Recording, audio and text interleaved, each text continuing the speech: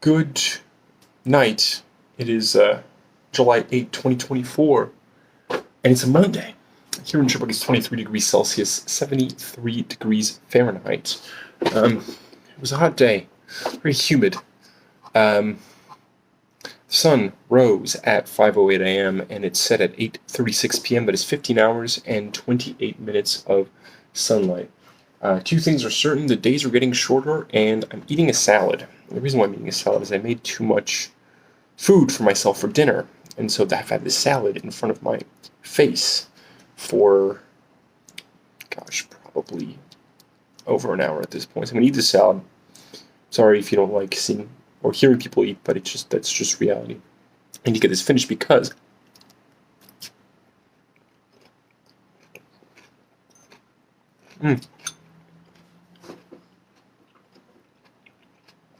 this might be a good opportunity.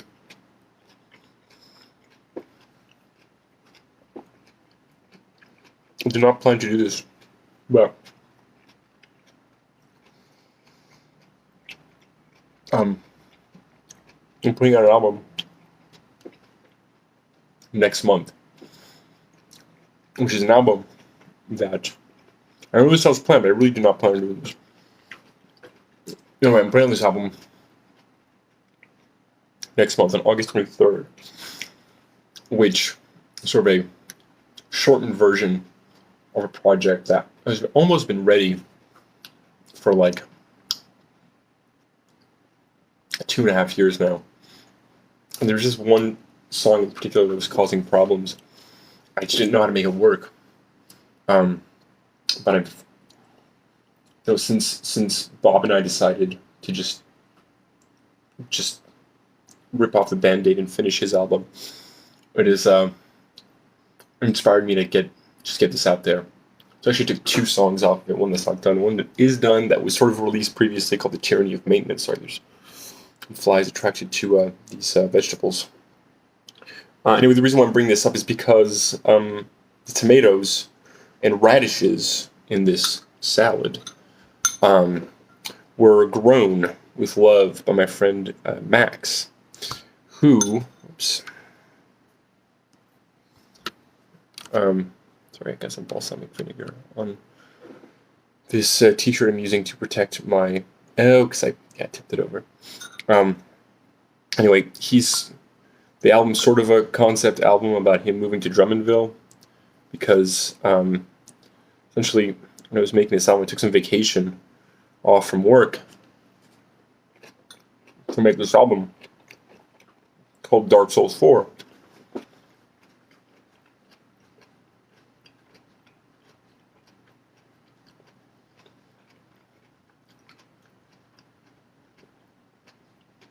And while I was making this album, I get a call from Max telling me he's moving to Drummondville. And, Max is a pretty good friend of mine, has been for a very long time. He has played drums in the project Daniel Cowman in the past. Plays drums in the band Hoodoo that I'm in with Bob. He actually, during the pandemic, I was invited to play a show at this venue called Epic's Walk Noir, which I was actually at tonight because the janitor's on vacation and I'm replacing the janitor. And I worked there several years. Anyway, it was like me doing a set, and then Bob doing a set. Rico, who is the singer of Hoodoo, but also was there like at the beginning of Permadeath, which is what turned into Daniel Cowman.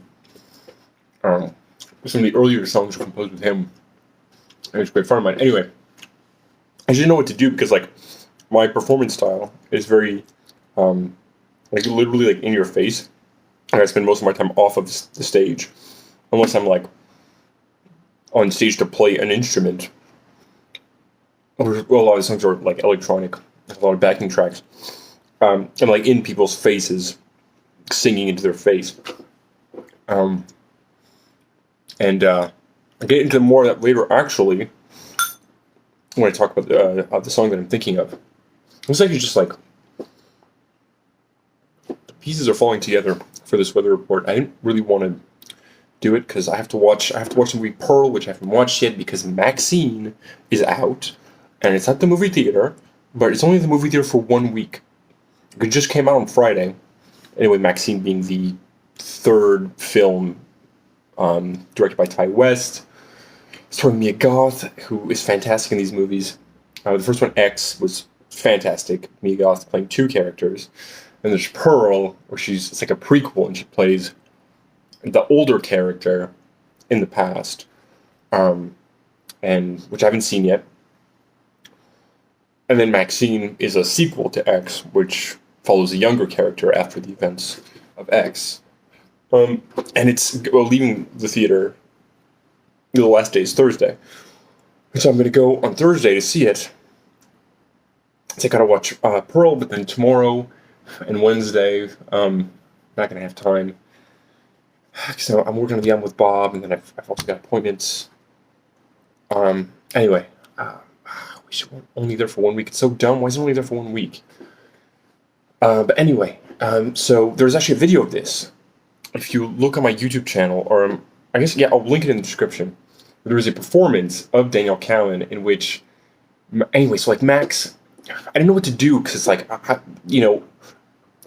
that point, people had to be like sitting down at their tables, like they could only take their mask off when they were at their table, and like there were a lot of rules.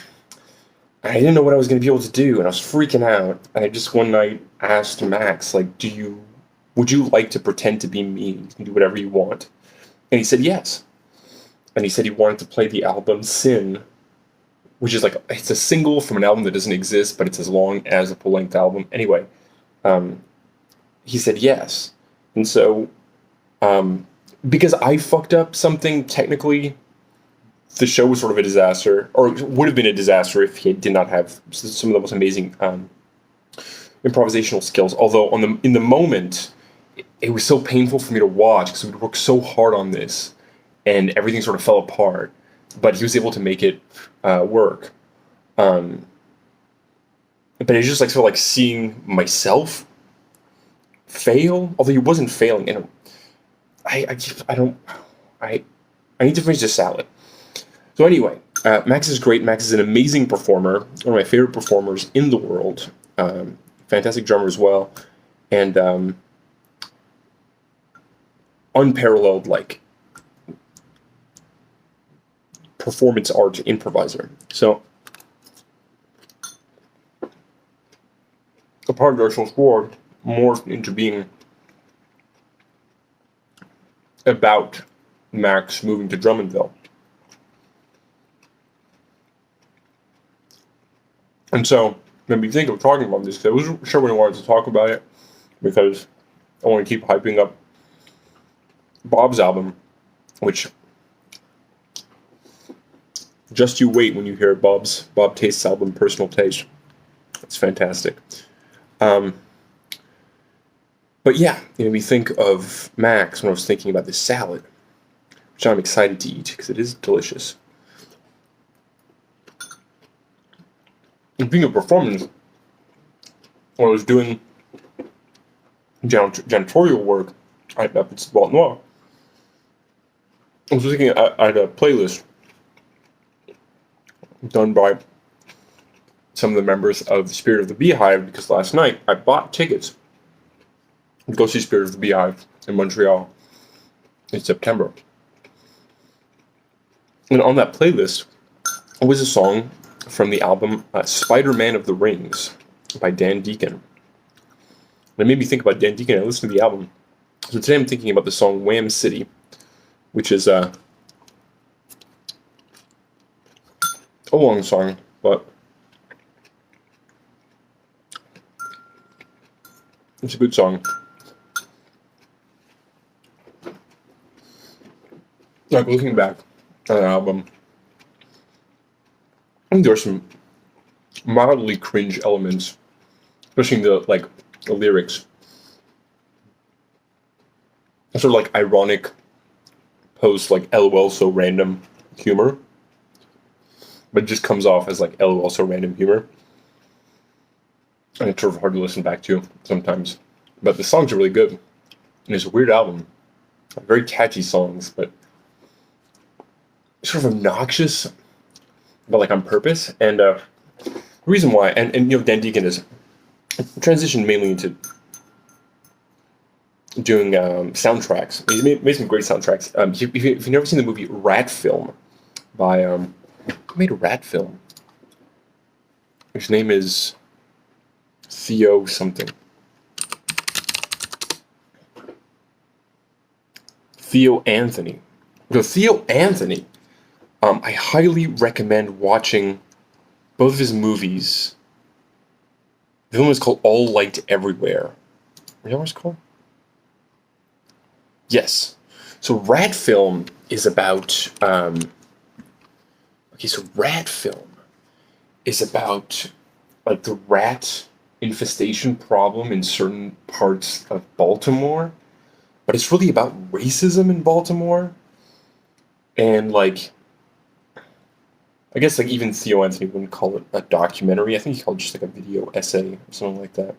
It's a very like I don't know. It just making these parallels between the rat infestation and the history of the city of Baltimore and the history of this rat infestation and like systemic racism in Baltimore, and it's really good. And Dan Deacon did the soundtrack, and the soundtrack is really good. And then All Light Everywhere is about, it's about perception, but like through the lens, pun intended. I'll take credit for that one. Through the lens of police body cameras, which is like, the point is for it to be an objective record of what happened, but it goes into how it's not an objective record of what happened. Fascinating stuff. I'd say like I prefer Rat Film because it's much more focused. Like All Light Everywhere. This is something that YMS, YourMovieSucks.org, a great YouTuber who I've been following for years because I often agree with what he says. Like he's really good at expressing himself in his reviews, but I also like tend to just agree with what he says already. Sometimes I totally disagree, but like for the most part, anyway. I think he was talking about how it was like it get asked a lot of very interesting questions, but didn't come up with really any answers. And I had that in mind, or I was reminded of that while I was watching the film because that's really spot on. It's still worth watching. It's really good. Anyway, to finish with Dan Deacon, and to finish with the salad, I saw him twice. Once probably in 2008 and once in 2009. And the first time I saw him, I had this table in the middle of the crowd. I had this iPod Shuffle, in the first generation with no screen. I just played a random song with all his backing tracks. A bunch of like really shitty like synths, and some strobe lights, and he just played in the middle of the crowd, and he had his iPod Shuffle taped to a banana, and he'd just like play songs. He'd just play a song. He had no idea what it was going to be, or a song, and like so. I don't know if it was at the show I saw or like a live video or something like it. A song would play, be like, no, I want to play that song, and just like skip the next song. And then the next time I saw him was at the Che Cafe and was like outside and get a band this time. But he would like make us do these games and force us. The best one being like he asked one of the employees, because like there's inside and there's like a courtyard outside, he played outside in the courtyard. And like said, okay, can we like, is it possible to go through the venue, like from the courtyard into the venue, out into this little woods, out into the woods and all the way back into the courtyard? Somebody said yes. It's like, all right, everybody. So we're gonna build a tunnel. You got these two audience members to just hold their hands up and touch each other, as a mirror. Because, okay, so you're going to run underneath people's arms, right? And once you get to the end, you're going to get up and you're going to have the next person, and then you can do the same thing. And what we're going to try to do is make a tunnel of snakes all the way around. And then, inevitably, so you need to stay there. Don't move. Like dance, whatever. Like, stay there. And then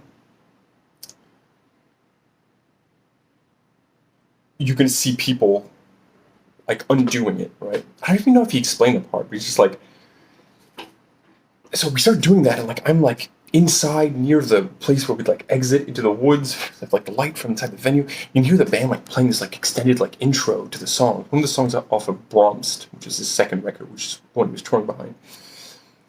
It's like really like extended like intro to it, and everybody's like pumped up, and I'm like almost in between like the darkness outside the woods and inside the venue.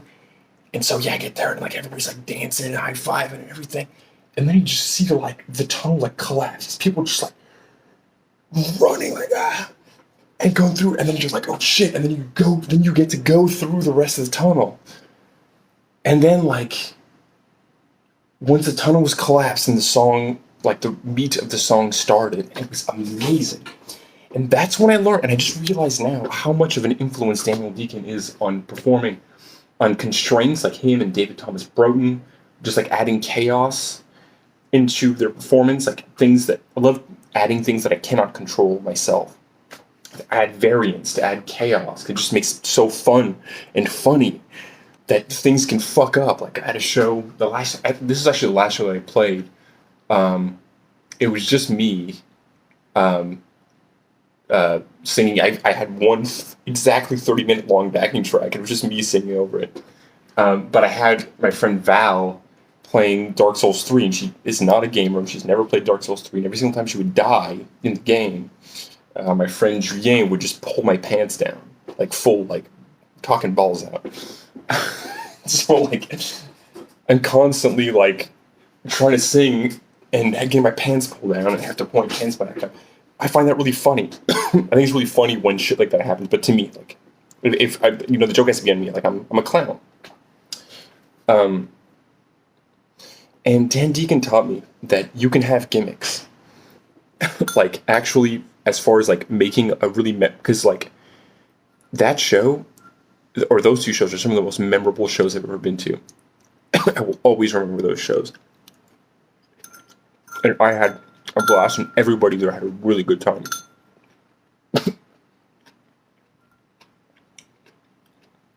And so, there's nothing wrong with gimmicks. Gimmicks are awesome if we make a memorable experience. Because nobody's coming to see my shows because of my musical talent, because I have very little musical talent or skill. I have good taste. I do like brute force. I'm learning some stuff for the years. I think I'm a good artist, but I have very poor musical skill. And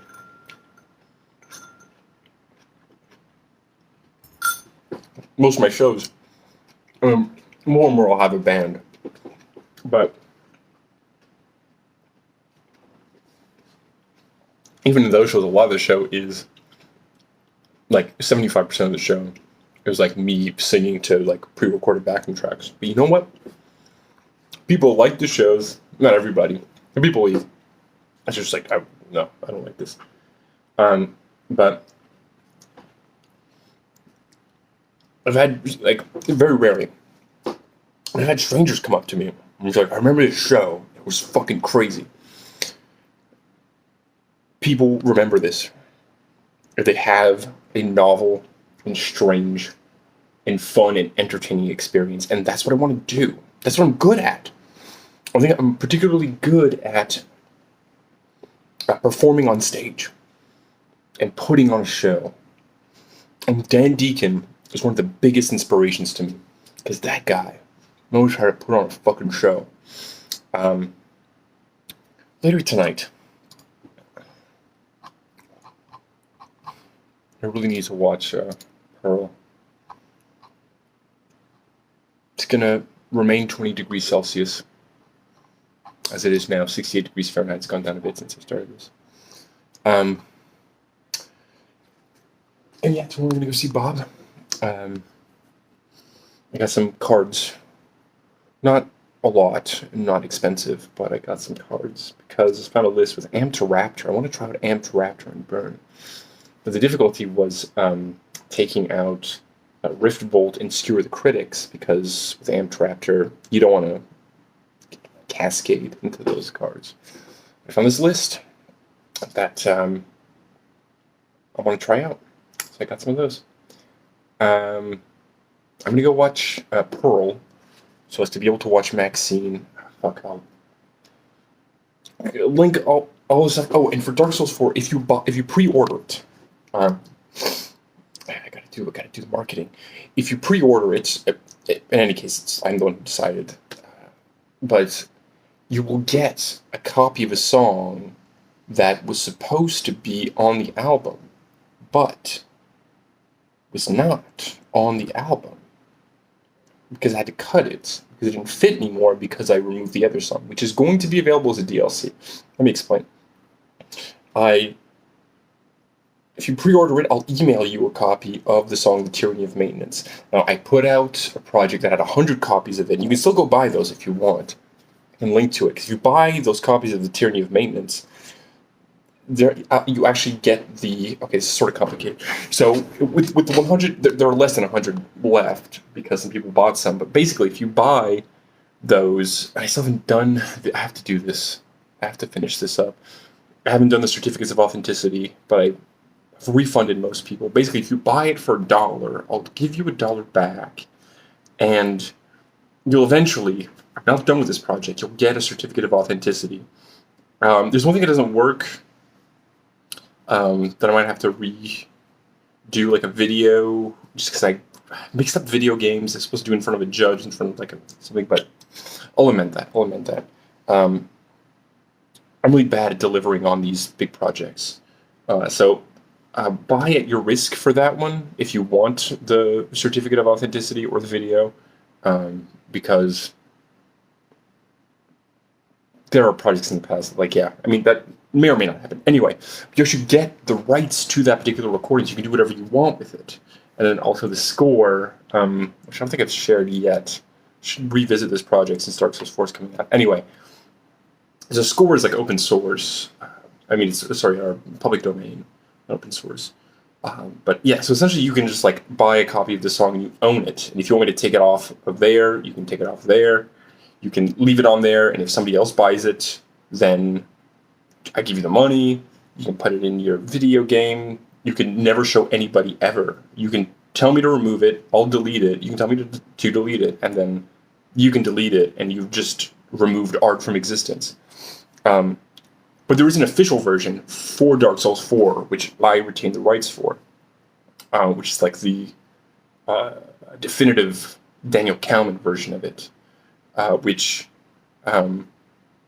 I will email to you if you pre-order the album.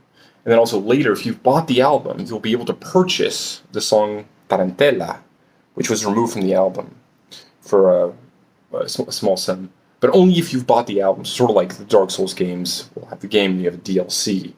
It comes afterwards, but you need the base game. Well, in this case, you need to have purchased the album, and then you can listen to the other song and do with it as you wish.